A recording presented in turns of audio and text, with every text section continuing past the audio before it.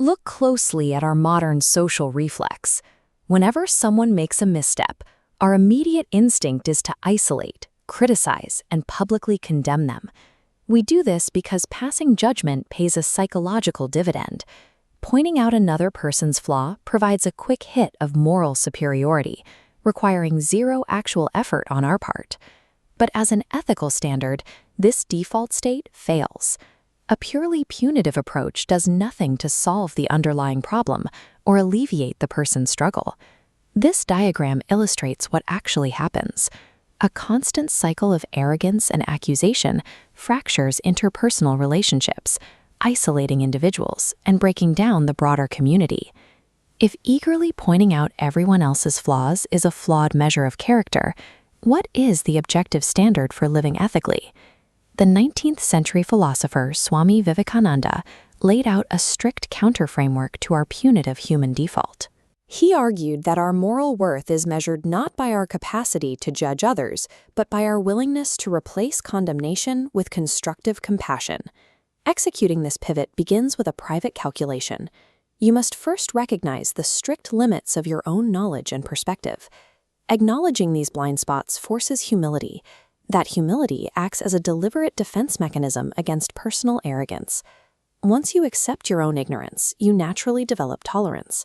The desire to punish fades because you recognize that human imperfection is a universal condition. As the rigid block of judgment dissolves, a far more flexible interpersonal dynamic takes its place. This expanding dynamic is rooted in a deep respect for human dignity.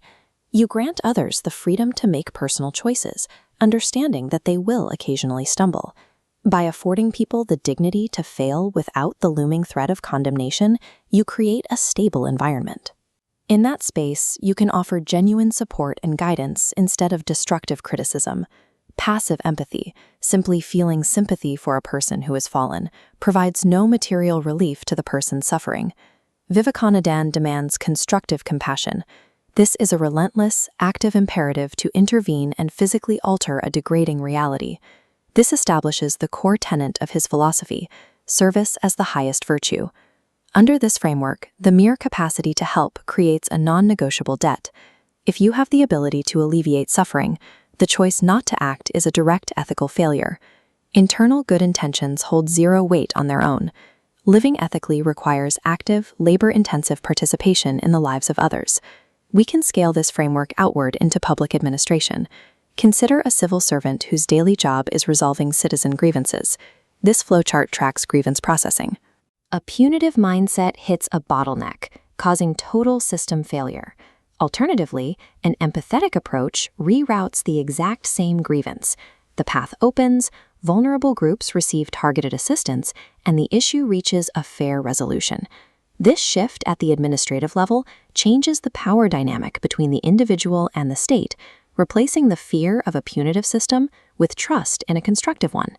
When these empathetic interactions become the institutional norm, they remove the friction that typically blocks progress. Resources reach their intended targets more efficiently, building the material and social foundations of an inclusive society. The next time you instinctively judge someone's failure, stop.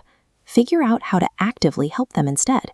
That is the true measure of ethical leadership.